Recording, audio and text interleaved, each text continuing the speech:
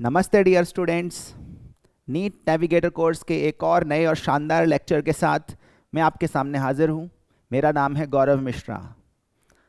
हमारी यात्रा चल रही है सॉल्यूशंस चैप्टर की, और सॉल्यूशंस चैप्टर की इस यात्रा में आज हम पहुँचे हैं लेक्चर नंबर 9 पर। अगर आप हमारे साथ जुड़े हुए हैं तो पिछले लेक्चर्स में आपको याद आएगा कि हम कॉलिगेटिव प्रॉपर्टीज़ पर बात कर रहे थे। सॉल्यूशन की वो प्रॉपर्टीज़ जो सॉल्यूट की कॉन्सेंट्रेशन पर डिपेंड करती हैं, सॉल्यूट की अपनी खुद की आइडेंटिटी पर डिपेंड नहीं करती, ठीक है ना। और ऐसी प्रॉपर्टीज़ में हमने बात करी है relative lowering of vapour pressure के बारे में। आज हम बात करेंगे दो इंपॉर्टेंट कॉलिगेटिव प्रॉपर्टीज़ के बारे में। एक का नाम है एलिवेशन ऑफ बॉइलिंग पॉइंट और दूसरे का नाम है डिप्रेशन ऑफ फ्रीजिंग पॉइंट। इससे पहले हमने वैन हॉफ फैक्टर को भी कॉलिगेटिव प्रॉपर्टी कैलकुलेशंस में अकोमोडेट करना सीखा। हमने देखा कि किस तरह से वैन हॉफ फैक्टर एक करेक्शन फैक्टर के तौर पर काम आता है। To convert a theoretical calculation into the observed value we multiply by the correction factor i, जिसका नाम है वैन हॉफ फैक्टर। तो वो सब चीज़ें अगर आपके सामने आपको समझ में आ गई हैं तो अब अपन आगे बढ़ते हैं। सबसे पहले कुछ सिंबल्स मैंने यहां पर आपके सामने सेटअप किए हैं।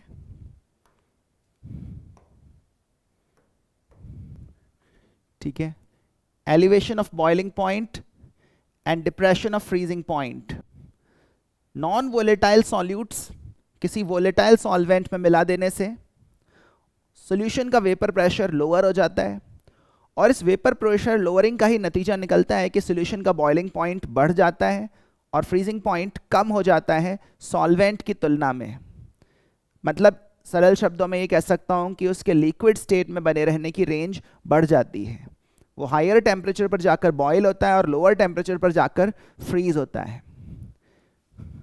ठीक है, बॉइलिंग पॉइंट में कितनी बढ़त आई उसको अपन डेल्टा टी बी कह रहे हैं, और फ्रीजिंग पॉइंट में कितनी कमी आई उसको अपन डेल्टा टी एफ कह रहे हैं। हम ये दोनों ही क्वांटिटीज़ पॉजिटिव डिफाइन कर रहे हैं। इसके लिए कुछ सिंबल्स पर ध्यान दीजिए। लेट टी बी नॉट, ये नॉट का सिंबल हमेशा प्योर सब्सटेंसेस के लिए यूज में आता है। तो टी बी नॉट है boiling point of pure solvent और टी बी है बॉइलिंग पॉइंट ऑफ सॉल्यूशन। और जैसा कि हमने ऊपर बताया, बॉइलिंग पॉइंट में एलिवेशन आया है, सो सॉल्यूशन का बॉइलिंग पॉइंट प्योर सॉल्वेंट से ज़्यादा है। और कितने अमाउंट से इंक्रीमेंट आया है वो है T B minus T B naught, और इसी क्वांटिटी को अपन बोल रहे हैं एलिवेशन इन बॉइलिंग पॉइंट या elevation of boiling point. Similarly T F naught pure solvent का फ्रीजिंग पॉइंट, जहाँ पर जाकर वो सॉलिड में बदलने लगेगा, और टी एफ सोल्यूशन का फ्रीजिंग पॉइंट, जिस टेम्परेचर पर कूल करने से सोल्यूशन फ्रीज होने लगेगा, और सोल्यूशन का फ्रीजिंग पॉइंट सॉल्वेंट से कम है। कितनी कमी आई उसको अपन रिप्रेजेंट कर रहे हैं डेल्टा टी एफ से। सॉल्वेंट का फ्रीजिंग पॉइंट माइनस सोल्यूशन का फ्रीजिंग पॉइंट। ध्यान दीजिएगा, सॉल्वेंट का फ्रीजिंग पॉइंट ज़्यादा है और सोल्यूशन का कम, तो इतने अमाउंट से कमी आई है फ्रीजिंग पॉइंट में। तो यहाँ पर T B minus T B naught किया है, यहाँ पर T F naught minus T F किया है। दोनों ही क्वांटिटीज हमने पॉजिटिव रखते हुए डिफाइन की हैं। तो ये हो गए सिंबल्स। अब इस बात को समझने की कोशिश करते हैं कि बॉइलिंग पॉइंट और फ्रीजिंग पॉइंट आखिर हैं क्या चीज़, how are they related to vapour pressure, और उनमें क्यों इंक्रीमेंट या डिक्रीमेंट आ रहा है। कुछ चीज़ें और मैं आपके सामने साफ कर दूं। जो भी सॉल्यूट्स इस डिस्कशन में हम कंसिडर कर रहे हैं वो सब के सब नॉन वोलेटाइल हैं। जो भी सॉल्यूट्स सॉल्वेंट में डिसॉल्व किए गए हैं उनकी वोलेटिलिटी नेग्लिजिबल मानी जा रही है, ठीक है ना। तो सरल शब्दों में उनकी वेपराइज होने की टेंडेंसी ज़ीरो है, और क्योंकि वो वेपराइज नहीं हो रहे हैं इसलिए वेपर फेज जो क्रिएट हो रहा है बॉइलिंग के दौरान उसमें सिर्फ सॉल्वेंट मॉलिक्यूल्स हैं। Since solutes are non volatile, vapour phase contains only solvent molecules. Moreover हम एक चीज़ और मान रहे हैं कि जो सॉल्यूट्स हैं वो लिक्विड सॉल्वेंट में तो सॉल्यूबल हैं, लेकिन सॉलिड सॉल्वेंट में नहीं जा रहे हैं। तो जब फ्रीजिंग हो रही है, जब सॉल्यूशन फ्रीज हो रहा है, तो सिर्फ सॉलिड सॉल्वेंट क्रिएट हो रहा है, जब सॉल्यूशन फ्रीज हो रहा है तो जो सॉलिड फेज क्रिएट हो रहा है, जो फ्रोजन सॉलिड बन रहा है, वो सिर्फ सॉल्वेंट है। तो कुल मिलाकर जो बात आपको समझ में आनी चाहिए वो ये है कि जो सॉल्यूट पार्टिकल्स हैं वो सॉल्वेंट के साथ ना तो वेपराइज हो रहे हैं, ना ही सॉल्वेंट के साथ फ्रोजन फॉर्म में जा रहे हैं। सॉल्यूट पार्टिकल सिर्फ लिक्विड फेज में ही, सॉल्यूशन फेज में ही सॉल्वेंट के साथ घुले मिले हुए हैं। वो ना तो उसके साथ वेपराइज हो रहे हैं और ना ही उसके साथ फ्रीज हो रहे हैं। ठीक है ना। इसी वजह से यहाँ पर मैंने लिखा है कि जब फ्रीजिंग पॉइंट आएगा तो लिक्विड सॉल्यूशन और सॉलिड सॉल्वेंट इक्विलिब्रियम में होंगे। फ्रीजिंग पॉइंट वो टेम्परेचर होता है जहां पर लिक्विड और सॉलिड स्टेट्स को एग्जिस्ट कर सकते हैं, इक्विलिब्रियम में रहते हैं। और जब सॉल्यूशन का फ्रीजिंग पॉइंट आ रहा है तो लिक्विड स्टेट में तो है सॉल्यूशन और सॉलिड फॉर्म में जो है वो है सॉल्वेंट। इस बात को समझ लीजिएगा, solid is the solvent and liquid is the solution, और इन दो सब्सटेंसेस के बीच में इक्विलिब्रियम है। फ्रीजिंग पॉइंट की जो डेफिनेशन एनसीईआरटी टेक्स्ट बुक में दी हुई है वो कुछ इस तरह से है। ये वो टेम्परेचर होता है जहां पर सॉलिड और लिक्विड फेजेस का वेपर प्रेशर बराबर हो जाता है।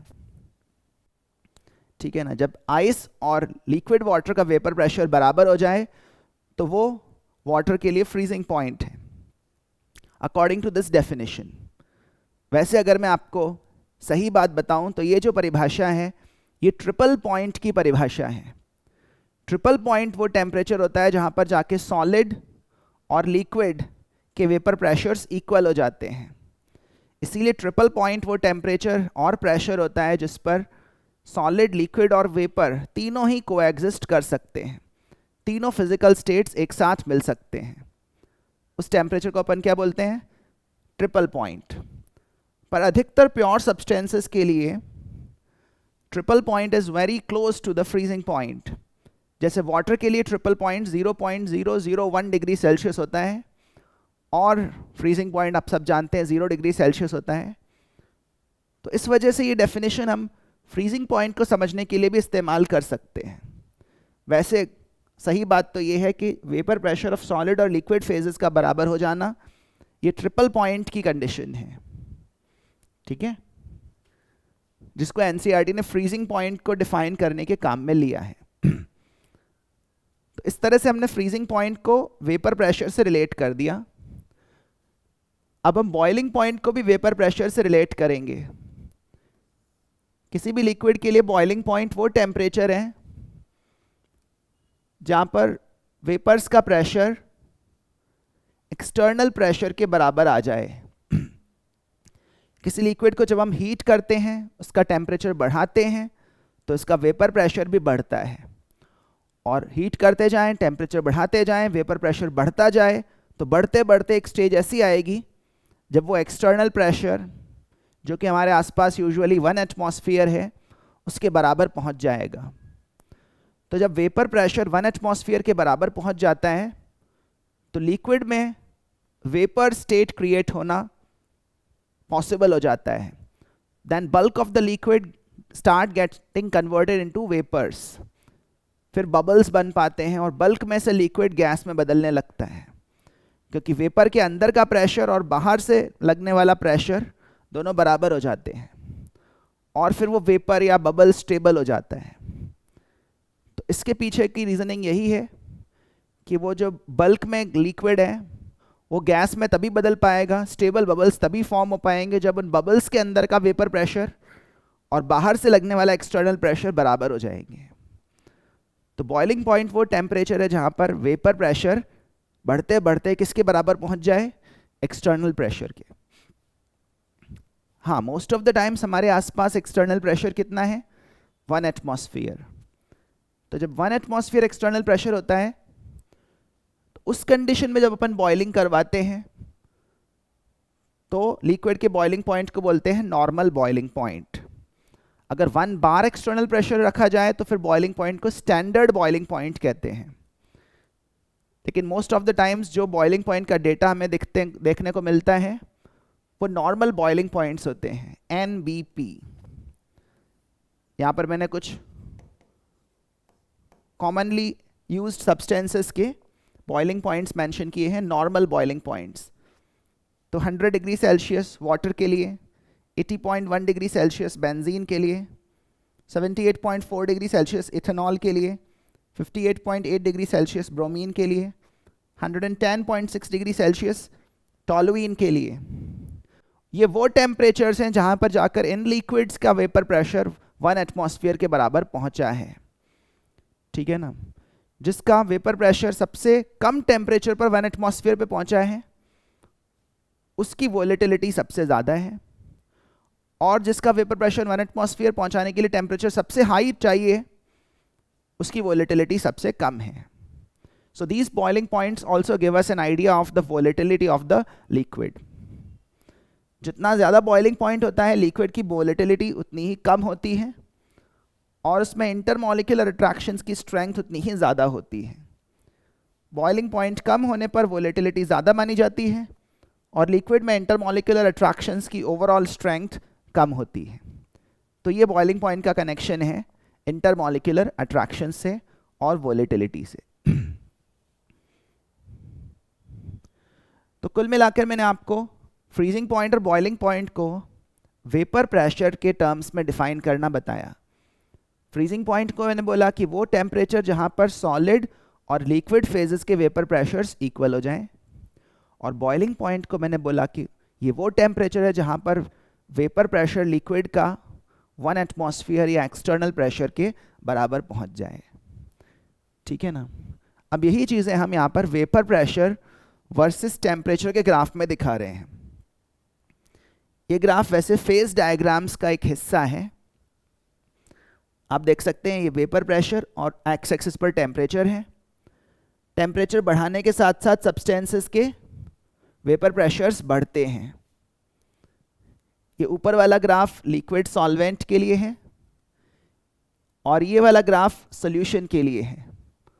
ऑब्जर्व करिए कि सॉल्यूशन का वेपर प्रेशर सॉल्वेंट से कम है। यही तो है लोअरिंग इन वेपर प्रेशर। जितनी ज़्यादा सॉल्यूट की कॉन्सेंट्रेशन होगी उतनी वेपर प्रेशर में लोअरिंग भी ज़्यादा आएगी, और उतना ही इन दोनों ग्राफ्स के बीच का डिस्टेंस या गैप होगा। सॉल्यूट की कॉन्सेंट्रेशन कम होगी तो इन ग्राफ्स के बीच का गैप भी कम होगा। वही जो परिभाषाएं हमने थोड़ी देर पहले पढ़ी थी, देखो ये है vapour pressure of solid solvent और ये है vapour pressure of liquid solvent. ये जिस तापमान पे जाके बराबर हो रहे हैं वो लिक्विड का फ्रीजिंग पॉइंट है, लेकिन सॉल्यूशन बनने पर वेपर प्रेशर कम हो जाता है और फिर सॉलिड सॉल्वेंट उसकी बराबरी लोअर टेम्परेचर पर ही कर लेता है। इस वजह से सॉल्यूशन का फ्रीजिंग पॉइंट लोअर होता है। वैसे स्ट्रिक्टली स्पीकिंग ये ट्रिपल पॉइंट है। ये टी का सिंबल जो मैंने यूज किया है ये ट्रिपल पॉइंट के लिए यूज में लिया है। This T is the triple point of solution and TT naught is the triple point of pure liquid solvent, ठीक है ना। तो ट्रिपल पॉइंट में रिडक्शन आया है और बॉइलिंग पॉइंट में एलिवेशन। सॉल्वेंट के मुकाबले सॉल्यूशन का वेपर प्रेशर कम है और इस वजह से इसको 1 एटमॉस्फेयर के बराबर पहुंचने के लिए आपको फर्दर इसको हीट करना पड़ता है। You have to heat it at a temperature above the boiling point of the pure solvent, क्योंकि यहाँ पर तो सॉल्यूशन का वेपर प्रेशर अभी कम है, इसको बढ़ाना पड़ेगा, 1 एटमॉस्फेयर तक पहुँचाना पड़ेगा और इसके लिए सॉल्यूशन को और भी हायर टेम्परेचर तक हीट करना पड़ेगा। तो इस टेम्परेचर पर तो सॉल्वेंट बॉयल हुआ था और इस टेम्परेचर पर जाकर सॉल्यूशन बॉयल हुआ। इन दोनों के बीच में जो गैप है वही है एलिवेशन ऑफ बॉइलिंग पॉइंट, ठीक है ना। यहाँ पर मैंने बताया है कि triple point of the solvent is very much close to the freezing point of the solvent. Triple point of the solution is very close to the freezing point of the solution. इसीलिए triple point में जो lowering आती है वही lowering freezing point में आती है। इसीलिए यहाँ पर अपन फ्रीजिंग पॉइंट डिप्रेशन भी देख सकते हैं ट्रिपल पॉइंट की लोअरिंग के बराबर। तो होपफुली ये ग्राफ्स आपको समझ में आ रहे हैं। यहाँ पर अपन ने बॉइलिंग पॉइंट एलिवेशन और फ्रीजिंग पॉइंट डिप्रेशन को वेपर प्रेशर लोअरिंग से रिलेट किया है, ठीक है। ये दोनों ही ग्राफ्स, दोनों ही क्वांटिटीज अगर आप देखें तो ये इस बात पर डिपेंड कर रही हैं कि इन दोनों ग्राफ्स में कितना गैप है। इन दोनों ग्राफ्स में जितना ज़्यादा गैप होगा, फ्रीजिंग पॉइंट डिप्रेशन भी बढ़ेगा और बॉइलिंग पॉइंट एलिवेशन भी बढ़ेगा। अगर ये दोनों ग्राफ्स हाइपोथेटिकली क्लोज होते तो बॉइलिंग पॉइंट एलिवेशन भी कम होता, शायद इतना ही, और फ्रीजिंग पॉइंट डिप्रेशन भी कम होता, शायद इतना सा, ठीक है ना। तो boiling point elevation and freezing point depression, both of them depend on the lowering in vapour pressure. और ये जो लोअरिंग इन वेपर प्रेशर है वो सॉल्यूट कॉन्सेंट्रेशन पर डिपेंड करती है। हम पहले भी पढ़ चुके हैं, relative lowering of vapour pressure equals the mole fraction of solute. तो lowering in vapour pressure solute concentration पर डिपेंड करती है, और डेल्टा टीबी और delta TF lowering in vapour pressure पर डिपेंड करते हैं। तो इसी वजह से ये दोनों भी सॉल्यूट कॉन्सेंट्रेशन पर ही डिपेंडेंट हुए, सॉल्यूट की आइडेंटिटी पर डिपेंडेंट नहीं हुए। इस पूरे डिस्कशन में मैंने सॉल्यूट का नाम नहीं लिया, बस इतना ही बोला कि सॉल्यूट जो भी आप लेना चाहो लो, नॉन वोलेटाइल ही लेना बस। ऐसा करोगे तो फिर ये दोनों क्वांटिटीज सॉल्यूट की टोटल कॉन्सेंट्रेशन पर डिपेंड करेंगी, सॉल्यूट की आइडेंटिटी पर नहीं। और इसी वजह से हम इनको क्या बोल पाएंगे, कॉलिगेटिव प्रॉपर्टीज। यहां पर जो हम कॉन्सेंट्रेशन यूनिट यूज में लेते हैं बच्चों, उसका नाम है मोलैलिटी। इससे पहले हम मोल फ्रैक्शन यूज में ले रहे थे, relative lowering of vapour pressure find करते समय। यहां पर जो कॉन्सेंट्रेशन यूनिट यूज में आती है वो है molality. So delta TB is proportional to molality of solute in solution m, and delta TF is also similarly proportional to molality of solute in solution. तो ये दोनों ही कॉलिगेटिव प्रॉपर्टीज हैं, दोनों ही सॉल्यूट की कॉन्सेंट्रेशन पर डिपेंडेंट हैं, दोनों ही molality के डायरेक्टली प्रोपोर्शनल हैं। हाँ, दोनों इक्वल नहीं है। इन प्रोपोर्शनैलिटीज को जब हम इक्वेशंस में बदलते हैं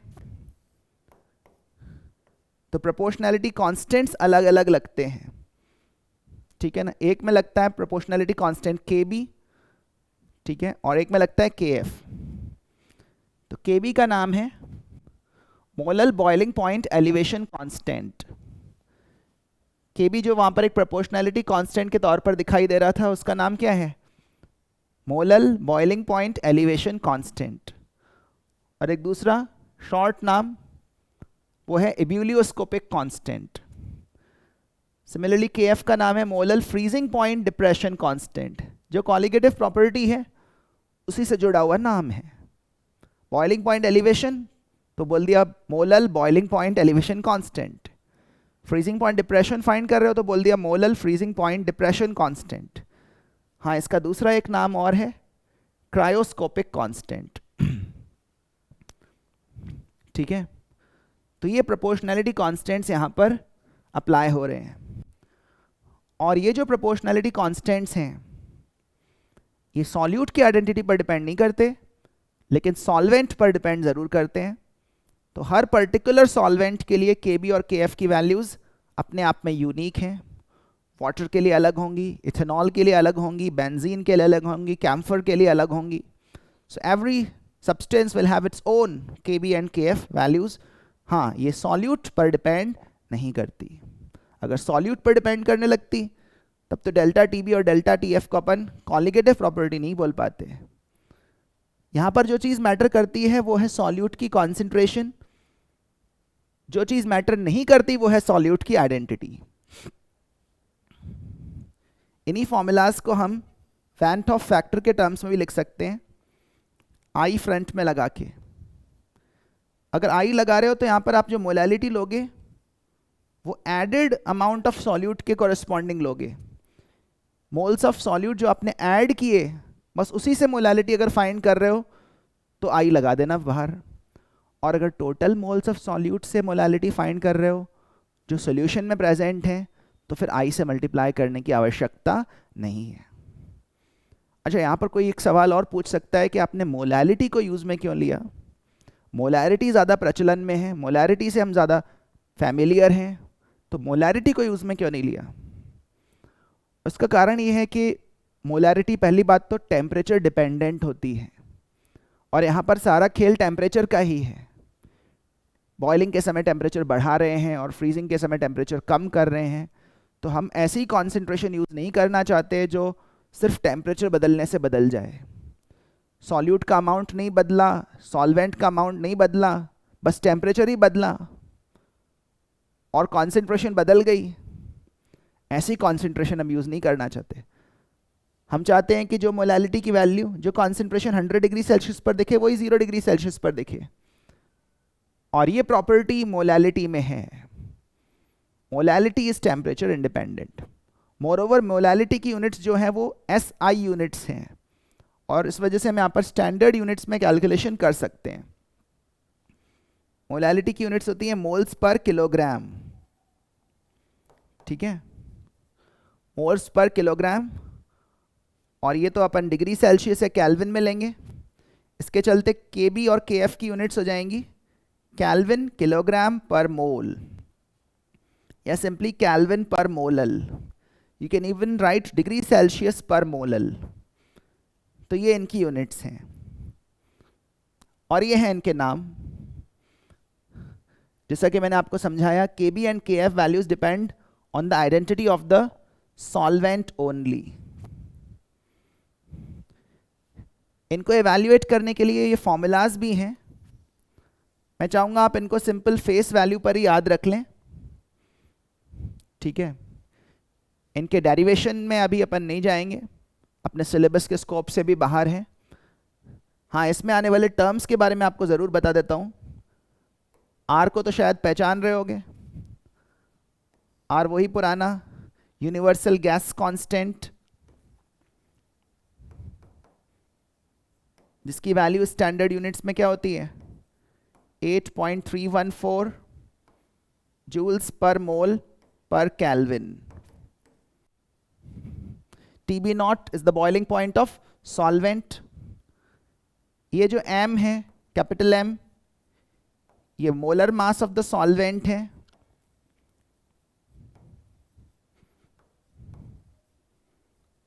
और सॉल्वेंट का ये मोलर मास हम ले रहे हैं किलोग्राम्स पर मोल में। किस में ले रहे हैं? किलोग्राम्स पर मोल में, ठीक है। जैसे अगर वाटर है सॉल्वेंट, तो यहाँ पर लिखेंगे 18 × 10⁻³ किलोग्राम्स पर mole to get the value in standard units. ये वाली क्वांटिटी है standard enthalpy of vaporisation.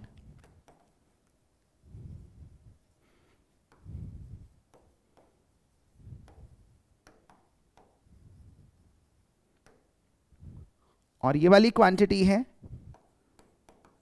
Standard enthalpy of fusion.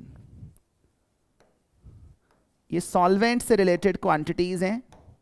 Standard enthalpy of vaporisation is something like latent heat of vaporisation. Standard enthalpy of fusion is something like latent heat of fusion और melting. तो ये सब quantity solvent की identity से जुड़ी हुई हैं। Boiling point solvent का, फ्रीजिंग पॉइंट सॉल्वेंट का, फ्यूजन एंथैल्पी सॉल्वेंट की, एंथैल्पी ऑफ वेपराइजेशन सॉल्वेंट का, मोलर मास भी सॉल्वेंट का।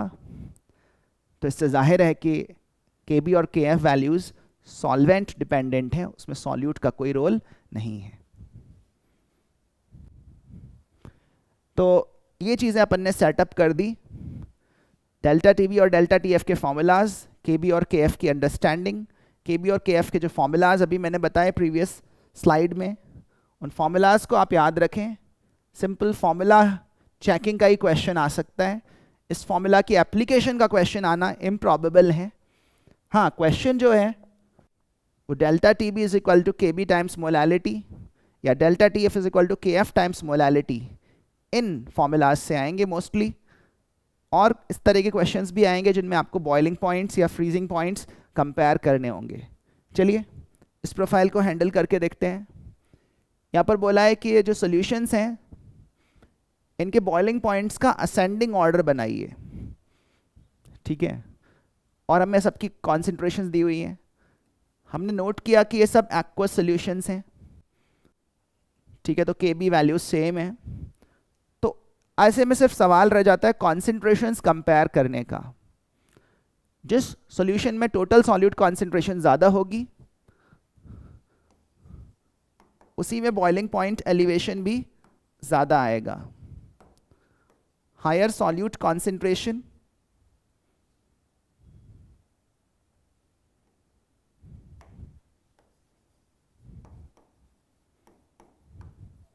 higher the solute concentration, higher would be the boiling point elevation, और जितना ज़्यादा बॉइलिंग पॉइंट एलिवेशन होगा उतना ही सॉल्यूशन का बॉइलिंग पॉइंट भी ज़्यादा होगा।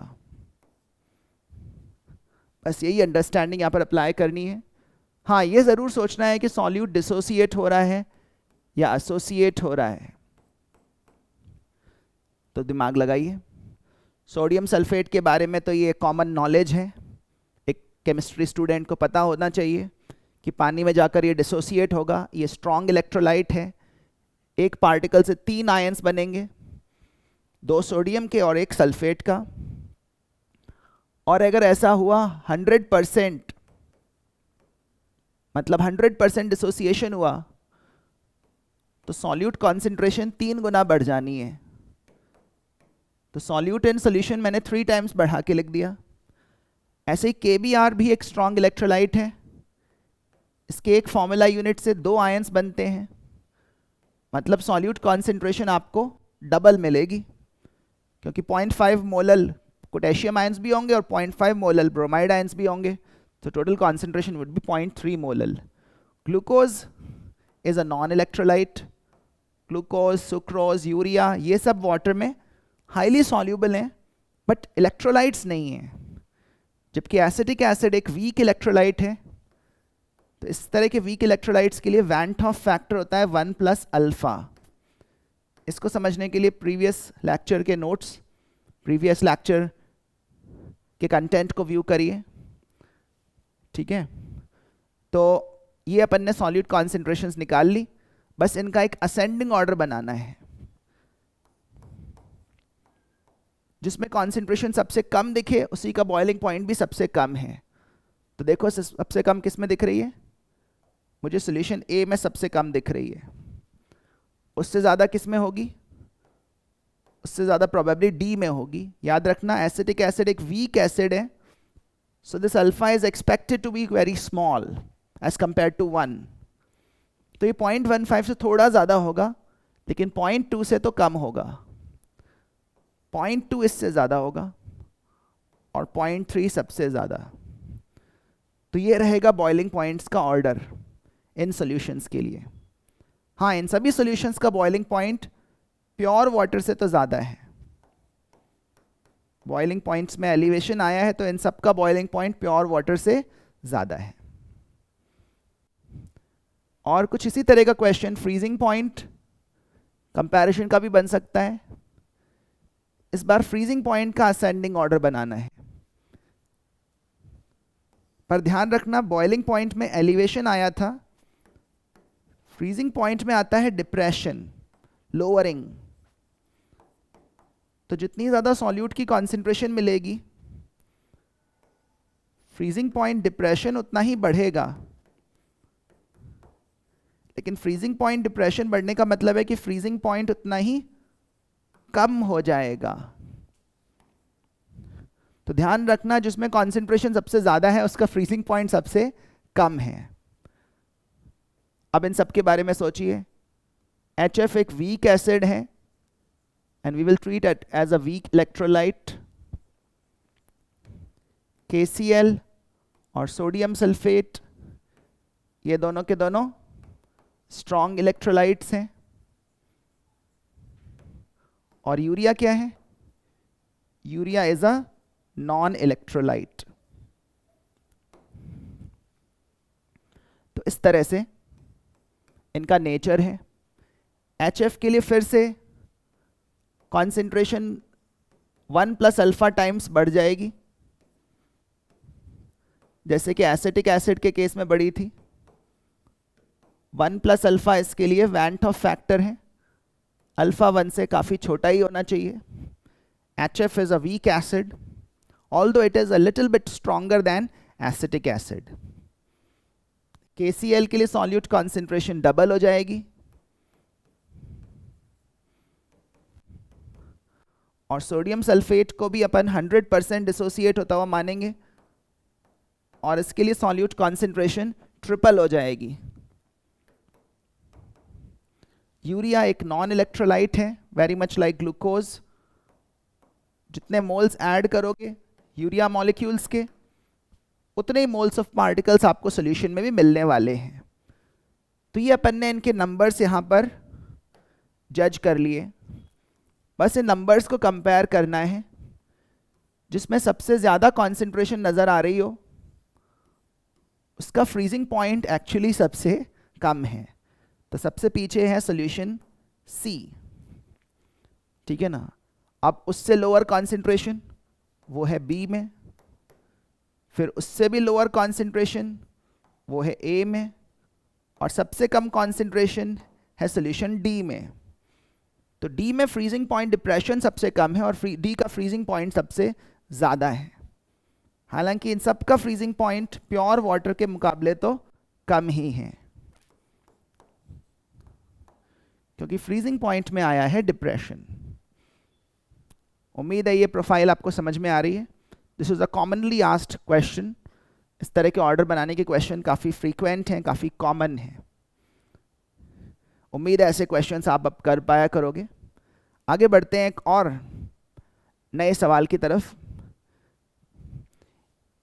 यहाँ पर अब हमें फॉर्मूला अप्लाई करना है और फ्रीजिंग पॉइंट सॉल्यूशन का हमें बताना है। कैसा सॉल्यूशन का? जिसमें 9.5 ग्राम मैग्नीशियम क्लोराइड मिला हुआ है 120 ग्राम ऑफ वाटर में। 85% डिसोसिएशन मैग्नीशियम क्लोराइड का हमें मान के चलना है, ठीक है। और वाटर का हमको KF वैल्यू मतलब क्रायोस्कोपिक कांस्टेंट दिया हुआ है, एटॉमिक वेट्स दिए हुए हैं मोल रिलेटेड कैलकुलेशंस के लिए। तो हमें क्वेश्चन अगर एक दो बार पढ़ें तो काफ़ी straight forward formula based question नज़र आता है। फॉर्मूला है I times KF times molality. I निकालना है, KF तो दिया ही है, और मोलैलिटी निकालनी है मोल्स ऑफ सॉल्यूट की मदद से। मास ऑफ सॉल्वेंट तो गिवन ही है, बस फिर इस फॉर्मूला में अपन रख देंगे। चलिए थोड़ा ग्राउंड वर्क कर लेते हैं।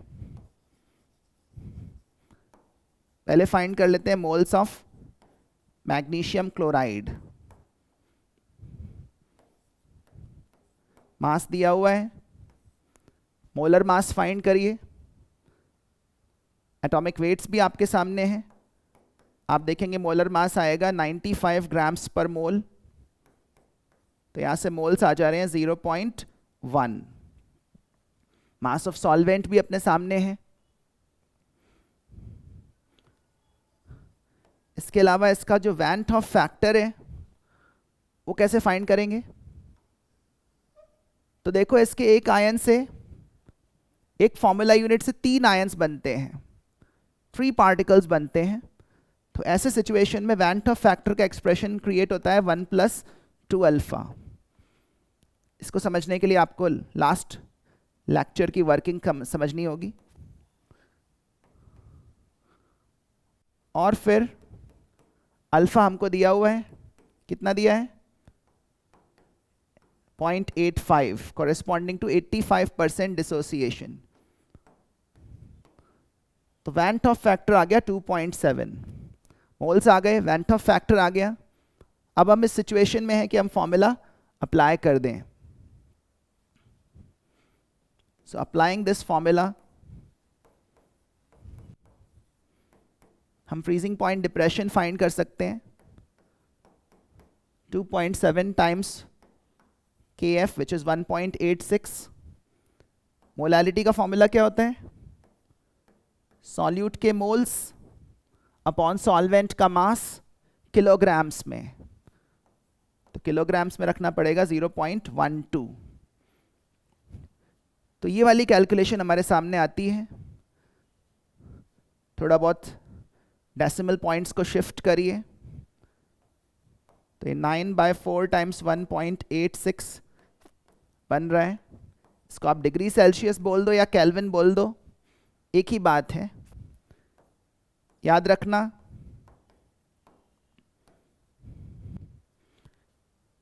टेम्परेचर का जो चेंज होता है वो डिग्री सेल्सियस और केल्विन स्केल पर बराबर ही होता है। ये मल्टीप्लिकेशन करें, 3 × 9 = 27, 2 कैरी हुआ, तो ये आ रहा है 8.37/2 degree Celsius, which is approximately 4.18 degree Celsius. तो ये था फ्रीजिंग पॉइंट में आने वाला डिप्रेशन। अगर अपन को फ्रीजिंग पॉइंट रिपोर्ट करना हो डिग्री सेल्सियस में ही, तो अपन -4.18 डिग्री सेल्सियस कर सकते हैं।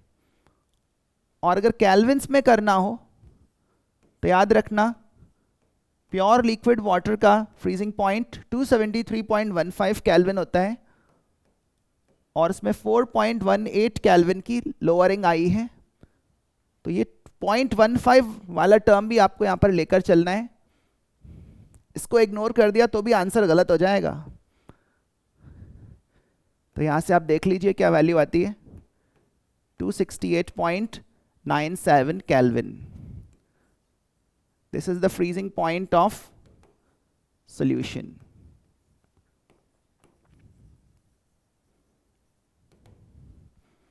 तो ये straight forward formula based question था। उम्मीद है ऐसे क्वेश्चंस आप कर पाओगे। एक और क्वेश्चन करके देखते हैं, चलिए इसको ध्यान से पढ़ें। थोड़ा लेंथी सा क्वेश्चन लग रहा है। 1.22 ग्राम्स ऑफ बेंजोइक एसिड है, जिसको 100 ग्राम एसीटोन और 100 ग्राम बेंजीन में सेपरेटली डिसॉल्व किया है। एसीटोन वाले सॉल्यूशन का बॉइलिंग पॉइंट 0.17 डिग्री सेल्सियस बढ़ गया, और बेंजीन में जो सॉल्यूशन बनाया उसका बॉइलिंग पॉइंट 0.13 डिग्री सेल्सियस बढ़ गया। तो दो अलग अलग सॉल्यूशंस हैं, एक एसीटोन में बनाया है और एक बेंजीन में। दोनों ही सॉल्वेंट्स के केबी वैल्यूज दिए हुए हैं, और पूछा है बेंजोइक एसिड का molar mass using these colligative properties. तो कॉलिगेटिव प्रॉपर्टीज का एक यूज सॉल्यूट्स के मोलर मास फाइंड करना भी है। तो चलिए मोलर मास फाइंड करके देखते हैं। लास्ट में हमें कुछ जस्टिफिकेशन भी देना है कि हमारा आंसर जो आया वो ऐसा क्यों आया। Is there any reason behind the calculated values. Formula तो यही लगाएंगे, delta TB is equal to KB times molality. ठीक है, तो पहले अपन बेंजोइक एसिड और एसीटोन के सॉल्यूशन के लिए कैलकुलेशन करते हैं।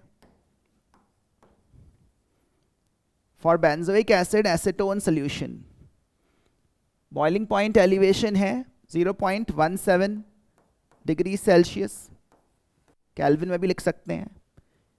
केबी वैल्यू है 1.7 केल्विन किलोग्राम्स पर मोल, और मोलैलिटी के लिए लिखूंगा moles of solute which is mass upon molar mass upon mass of the solvent which is 0.1 kilograms. तो इस तरह का एक्सप्रेशन सेटअप हो रहा है। यहां से जो मोलर मास मिल रहा है अपॉन सॉल्विंग, वो आप देखेंगे 122 ग्राम्स पर मोल मिल रहा है। तो कॉलिगेटिव प्रॉपर्टी मुझे बेंजोइक एसिड का ये मोलर मास बता रही है। अब एक सेकंड कैलकुलेशन करके देखते हैं।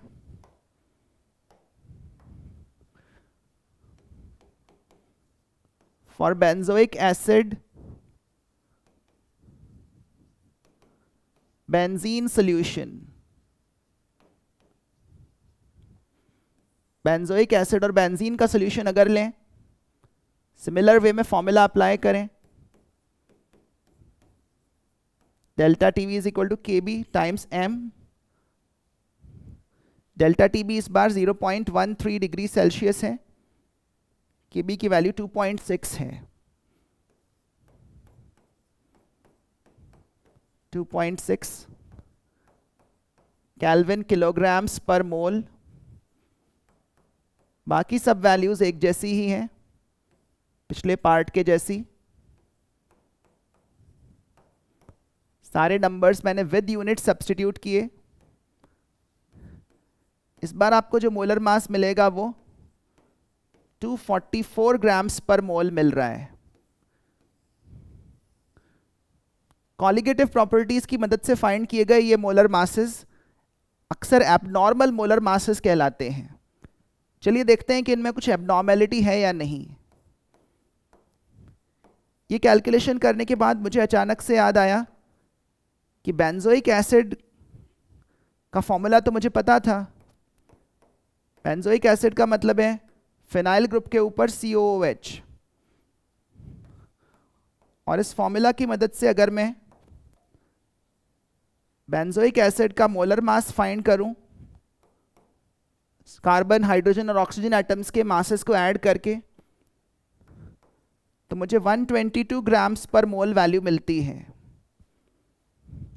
और एग्जैक्टली यही वैल्यू मुझे एसीटोन के सॉल्यूशन से मिली भी है, ठीक है ना। पर बेंजोइक एसिड और बेंजीन के सॉल्यूशन में मुझे मोलर मास इसका डबल मिला है। So for benzoic acid and acetone solution, van top factor जो कि normal molar mass upon abnormal molar mass होता है, उसकी वैल्यू आ रही है 1। इसका मतलब बेंजोइक एसिड एसीटोन में डिसॉल्व होकर ना तो डिसोसिएट हो रहा है और ना ही एसोसिएट। वैन टॉप फैक्टर का 1 होना यही बताता है। लेकिन अगर अपन benzoic acid benzene solution consider करें, तो यहां पर नॉर्मल मोलर मास 122 के मुकाबले एबनॉर्मल मोलर मास डबल आया है। इससे पता चल रहा है कि पार्टिकल साइज यहां पर डबल हो गया है और पार्टिकल्स का नंबर हाफ हो गया है। इसका मतलब यहां पर पार्टिकल्स जाकर आपस में क्लब हुए हैं और दो दो मॉलिक्यूल्स के ग्रुप्स बने हैं, और इस प्रोसेस को अपन बोलते हैं डाइमराइजेशन। तो बेंजोइक एसिड मॉलिक्यूल्स का डाइमराइजेशन हुआ है बेंजीन में, और ये डाइमराइजेशन हाइड्रोजन बॉन्डिंग के चलते होता है, जबकि एसीटोन में उनका कोई डिसोसिएशन या एसोसिएशन नहीं हुआ है। तो ये क्वेश्चन हमें एक ही सॉल्यूट के दो अलग बिहेवियर्स के बारे में बताता है, दो अलग सॉल्वेंट्स में।